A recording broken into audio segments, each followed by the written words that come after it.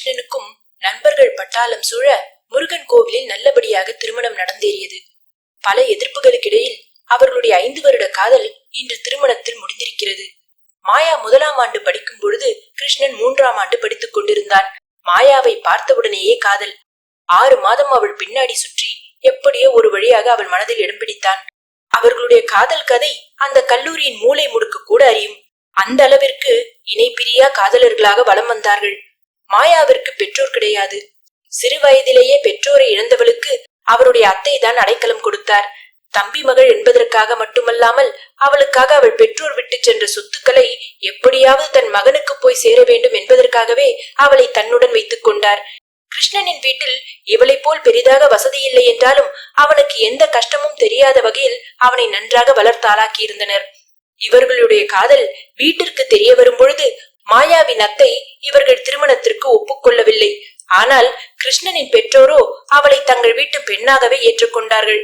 சொத்துக்கு ஆசைப்பட்டுதான் ஒரு அனாதை பெண்ணை தங்கள் வீட்டு மருமகளாக ஏற்றுக்கொள்ள தயாராக இருக்கிறார்கள் என்று உறவினர்கள் புறம் பேசினார்கள். அதனால் அவனுடைய பெற்றோர் மாயாவுக்கும் கிருஷ்ணனுக்கும் கோவிலில் எளிய முறையில் நண்பர்கள் முன்னிலையில் அவர்களுக்கு திருமணம் செய்து வைத்தார்கள். திருமணம் முடிந்த கையோடு தன்னுடைய புது வேலைக்காக கிருஷ்ணன் மாயாவுடன் ஹைதராபாத்துக்கு குடிபெயர்ந்தான். மாயா எதிர்பார்த்ததை விட அவளுடைய திருமண வாழ்க்கை நன்றாகவே அமைந்தது. கிருஷ்ணன் அவளை தன்னுடைய தேவதையாகவே கருதினான். அவர்களின் காதலுக்கு சாட்சியாக ஒரு அழகான ஆண் குழந்தை பிறந்தது. இன்றோடு கிருஷ்ணனுக்கும் மாயாவுக்கும் திருமணமாகி 9 ஆண்டுகள் பூர்த்தியாகிவிட்டது. இன்னும் 3 மாதம் கடந்தால் நவீனுக்கு 8 வயது பூர்த்தியாகிறது. அவனுடைய பிறந்த நாளுக்காக மாயா இப்பொழுதே ஏற்பாடுகளை செய்ய ஆரம்பித்து விட்டாள். நவீனும் தன்னுடைய பிறந்தநாள் கொண்டாட்டத்திற்காக ஆவலோடு எதிர்பார்த்து கொண்டிருந்தான். ஆனால் சிறிது நாட்களாகவே கிருஷ்ணனுக்கு மாயாவின் மேல் உள்ள ஈர்ப்பு குறைய ஆரம்பித்தது. அதற்கு மாயாவும் ஒரு காரணம். ஏனோ முன்பு போல் அவளால் கிருஷ்ணனிடம் நெருக்கமாக இருக்க முடியவில்லை. கிருஷ்ணனும் எல்லா பெண்களும் ஒரு வயதிற்கு மேல் கணவனை விட பிள்ளைகளின் மேல் தான் ஆர்வம் காட்டுவார்கள் என்று அவன் கூட வேலை செய்தவர்கள் கூறியிருந்ததால் அவனும் அதை பெரிதாக எடுத்துக்கொள்ளாமல் அதிக நேரம் அலுவலகத்திலேயே செலவிட்டான். அவன் கூட வேலை பார்க்கும் சுனிதாவிற்கும் அவனுக்கும் இடையே ஒரு நட்பு ஏற்பட்டது. ஆரம்ப காலத்தில் நட்பாக இருந்தது அடுத்த சிறிது நாட்களிலேயே நெருங்கிய உறவாக மாறியது. சுனிதாவிற்கு சிறு வயதிலிருந்து யாரும் அன்பு காட்ட ஆள் இல்லாததால் தான் யார் என்பதையும் கிருஷ்ணனுக்கு ஏற்கனவே திருமணமாகி பிள்ளை இருப்பதையும் மறந்து அவனுடன் நெருங்கி பழகி வந்தாள். கிருஷ்ணனை பொறுத்தவரை ஏற்கனவே மாயாவுக்கும் அவனுக்கும் இடையே இடைவெளி அதிகமானதால் அந்த இடத்தை சுனிதா ஆக்கிரமித்துக் கொள்வதில் தவறில்லை என்று எண்ணினான். மாயாவுக்கு தன்மேல் அக்கறை இல்லை என்பதால் தனக்கென்று ஒருவளை தேடிக்கொள்வதில் எந்த தவறும் இல்லை என்று நினைத்தான். சுனிதாவிடம் தான் மாயாவை விவாகரத்து செய்துவிட்டு அவளை திருமணம் செய்வதாக கூறியிருந்தான். அவளும் அதை நம்பித்தான் அவனுடன் நெருங்கி பழகி வந்தாள். அதனால் சுனிதா அடிக்கடி கிருஷ்ணனிடம் தன்னை சீக்கிரமே திருமணம் செய்து கொள்ளுமாறு வற்புறுத்தியதால் கிருஷ்ணனும் வேறு வழி இல்லாமல் மாயாவிடம் விவாகரத்தை பற்றி பேச முடிவெடுத்தான். அன்று எப்பொழுதும் போல் வேலையிலிருந்து வீட்டிற்கு திரும்பியவன் சமையல் கட்டில் வேலை பார்த்து கொண்டிருந்த மாயாவை அழைத்தான். மாயா, உன்கிட்ட கொஞ்சம் பேசணும் வா என்று அவன் அழைத்ததும் அவள் கையில் காப்பியுடன் வந்து அவன் முன் நின்றாள். மாயாவும், நானும் உங்ககிட்ட ஒரு முக்கியமான விஷயம் பேசணும். நீங்க முதல்ல சொல்ல வந்ததை சொல்லுங்க, அப்புறமா நான் சொல்றேன் என்றாள். சிறிது நாட்களாகவே அவன் மாயாவை பார்க்க கூட இல்லை. பல மாதங்களுக்கு பிறகு அன்றுதான் அவளை உன்னிப்பாக கவனித்தான். நவீன் பிறந்த பிறகு சற்று உடல் பருமனாக இருந்தவள் இப்பொழுது எடை குறைந்து பார்ப்பதற்கு கவர்ச்சியாக இருந்தாள். என்னதான் எடை குறைந்திருந்தாலும் அவள் முகம் வெளிரி போய்தான் இருந்தது. பார்ப்பதற்கே சோர்வாக காணப்பட்டாள். அவள் சரியாக சாப்பிடுவதில்லை என்பதை மட்டும் புரிந்து கொண்டான். ஒருவேளை தன்னை பிடிக்காததால் தான் வேண்டா வெறுப்பாக தன்னுடன் வாழ்ந்து கொண்டிருக்கிறாள் என்று நினைத்தான். அதை தன்னிடம் சொல்லவும் முடியாமல் தன் கூட வாழவும் முடியாமல் தன்னையே வருத்திக் கொள்கிறாள். அதற்கு இருவரும் பிரிந்தால் அவரவருக்கு பிடித்தமான வாழ்க்கையை அமைத்துக் கொண்டு சந்தோஷமாக வாழலாம் என்று தன் மனதில் உள்ளதை பேச ஆரம்பித்தான். மாயா, கொஞ்ச நாளா நம்ம 2 பேருக்கு நடுவுல நிறைய இடைவெளி வந்துருச்சு. அத நான் தப்புன்னு சொல்ல மாட்டேன். பிடிக்காம ஒருத்தர் கூட வாழறது கஷ்டம்தான், அது எனக்கும் புரியுது. அதனால நான் ஒரு முடிவுக்கு வந்திருக்கேன். நம்ம விவாகரத்து பண்ணிட்டு அவங்கவுங்க வாழ்க்கையை அவங்கவுங்களுக்கு பிடிச்ச மாதிரி வாழறதுதான் நல்லதுன்னு எனக்கு தோணுது என்று கூறிவிட்டு விவாகரத்தை படிவத்தை நீட்டினான். அவள் அதை வாங்காமல் அமைதியாக அவனையே பார்த்து கொண்டிருந்தாள். நீ ஒன்னும் பயப்படாத, இந்த வீட்டை உன் பேர்ல எழுதி வச்சிடுற. மாசம் மாசம் நவீனுக்கு ஆகிற செலவையே நானே பாத்துக்கிறேன். நீ உனக்கு பிடிச்ச மாதிரி வாழ்க்கையை அமைச்சுக்கோ, எனக்கு அதுல எந்த பிரச்சனையும் இல்ல என்று பெருந்தன்மையாக பேசினான். நானும் என் கூட வேலை செய்யற சுனிதாங்கிற பெண்ணை கல்யாணம் பண்ணிக்கலான் இருக்கேன் என்றான். அப்பொழுதும் மாயா எதுவும் பேசாமல் அமைதியாக யோசித்துக் கொண்டிருந்தாள். அவள் கத்தி ஆர்ப்பாட்டம் செய்திருந்தால் கூட ஒருவேளை அவளை பற்றி தான் தவறாக நினைத்து விட்டோமோ என்று தோன்றியிருக்கும். ஆனால் தான் மறுமணத்தை பற்றியும் விவாகரத்தை பற்றி கூறிய பொழுது கூட அவள் அமைதியாக இருப்பதை பார்த்ததும் தான் நினைத்தது போல் அவளும் வேறு ஒருவனை திருமணம் செய்து கொள்ள முடிவெடுத்திருக்கிறாள் என்று புரிந்து கொண்டான். பேசாம இருந்தா எப்படி மாயா? ஏதாவது சொன்னாதானே தெரியும். உனக்கு என் மேல இன்ட்ரெஸ்ட் இல்லைங்கிறத நான் தப்பா நினைச்சுக்க மாட்டேன்.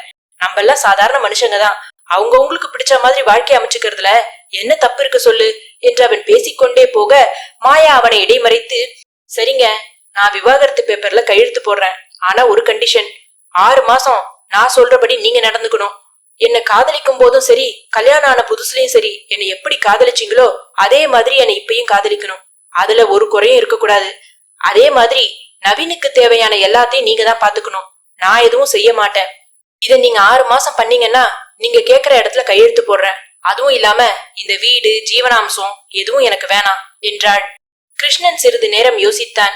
6 மாதம் அவள் சொல்வது போல் நடந்து கொண்டால் விவாகரத்து பேப்பரில் கையெழுத்து போடுவது மட்டுமில்லாமல் தனக்கு ஜீவனாம்சம் எதுவும் தேவையில்லை என்று கூறுகிறாளே, அதுவும் நமக்கு நல்லதுதானே என்று யோசித்துவிட்டு அவளுடைய நிபந்தனைக்கு ஒப்புக்கொண்டான். சரிமாயா, நீ ஏதோ சொல்ல வந்தியே என்று கேட்க, அதற்கு அவள், ஒண்ணும் இல்ல, எல்லாம் நீங்களே பேசிட்டீங்களே, இதுக்கு மேல பேசுறதுக்கு எதுவும் இல்ல. சரி, என்னை தூக்கிட்டு போய் பெட்ல படுக்க வைங்க என்று மாயா கூறியதும் கிருஷ்ணன் என்ன என்பது போல் அவளை அதிர்ச்சியாக பார்த்தான். கல்யாணம் ஆன புதுசுல என்னை எப்போதும் தூக்கிட்டு தானே போவீங்க, அதே மாதிரி தூக்கிட்டு போங்க என்று அவள் கூறியதும் அவன் வேறு வழியின்றி அவளை தூக்கி கொண்டு போய் படுக்கையில் அமர வைத்தான். இரவு உணவையும் அவனே தயாரித்தான். அடுத்த நாள் காலை மாயா கூறியது போல் நவீனுக்கு தேவையான அனைத்தையும் செய்த பிறகே வேலைக்கு கிளம்பினான். இரவு வந்த பிறகும் அவனே நவீனுக்கு வீட்டு பாடம் சொல்லிக் கொடுத்து இரவு உணவையும் கொடுத்து அவனை தூங்க வைத்தான். அதே போல் மாயா கேட்டுக்கொண்டபடி அவளிடம் அன்பாக நடந்து கொண்டான். நவீனுக்கு ஒன்றும் புரியவில்லை என்றாலும் அப்பா தன்னையும் அம்மாவையும் எவ்வளவு அன்போடு பார்த்துக் கொள்கிறார் என்று நினைத்து பெருமைப்பட்டான். சிறிது நாட்களிலேயே நவீனுக்கு அப்பாதான் எல்லாமே என்றாகி போனது. ஆரம்பத்தில் தலையெழுத்தே என்று செய்து கொண்டிருந்த கிருஷ்ணனும் போக போக நவீனுக்கு தேவையானதை ஒவ்வொன்றையும் பார்த்து பார்த்து செய்வது அவனுக்கு பிடித்தமானதாக போனது. அவன் உடுத்த வேண்டிய உடையிலிருந்து அவனுக்கு என்ன உணவு கொடுத்தால் அவன் நன்றாக சாப்பிடுவான் என்று யோசித்து யோசித்து செய்ய ஆரம்பித்தான். மாயாவிடம் அவள் கேட்டுக்கொண்டது போல் அவளுக்கு தேவையானவற்றை எல்லாம் செய்தாலும் அதில் கடமை தெரிந்ததை தவிர காதல் தெரியவில்லை. மாயாவும் அதை எதிர்பார்க்கவில்லை. மாயா தன்னுடைய முழு நேரத்தையும் நவீனின் பிறந்த நாளுக்காக செலவிட்டாள்.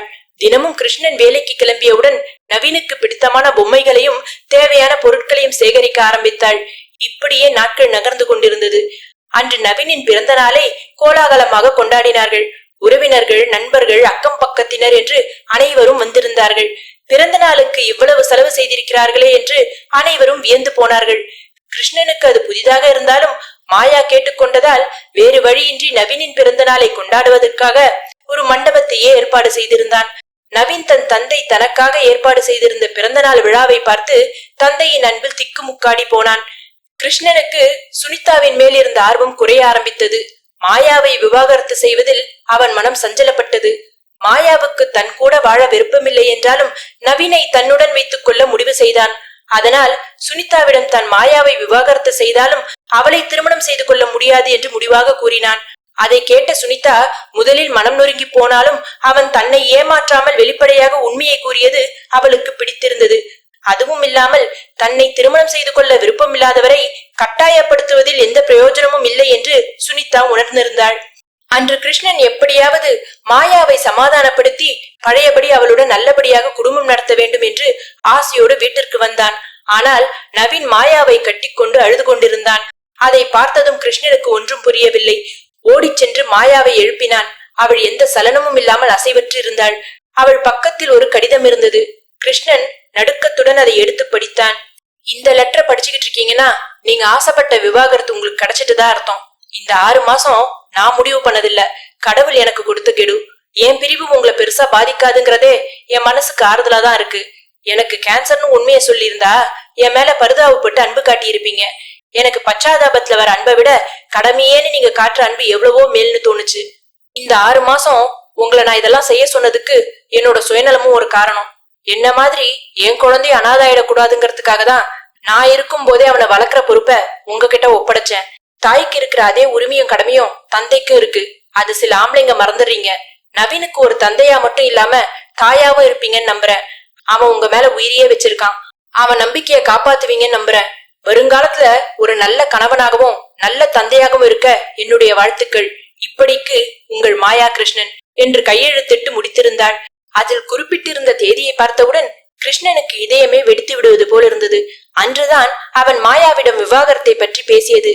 அன்று அவள் உடல்நிலையை பற்றி சொல்ல வந்த பொழுதுதான் தான் விவாகரத்தை பற்றி கூறி அவள் மனதை சுக்குநூறாக உடைத்து விட்டோம் என்று அவனுக்கு புரிந்தது. நல்ல காதலனாக இருந்தோம், ஆனால் ஒரு நல்ல கணவனாக இருக்க தவறிவிட்டோம். இனி தன் மகனுக்கு ஒரு நல்ல தந்தையாகவாவது இருக்க வேண்டும் என்ற முடிவோடு தன் மகனை அணைத்துக் கொண்டான். இத்தனை நாட்கள் கடமையே என்று சுமந்த தன் காதல் மனைவியை இன்று காதலோடு சுமந்தான். இந்த கதை பிடிச்சிருந்ததுன்னா பத்துவின் கதைகளை சப்ஸ்கிரைப் பண்ணுங்க, லைக் பண்ணுங்க, ஷேர் பண்ணுங்க.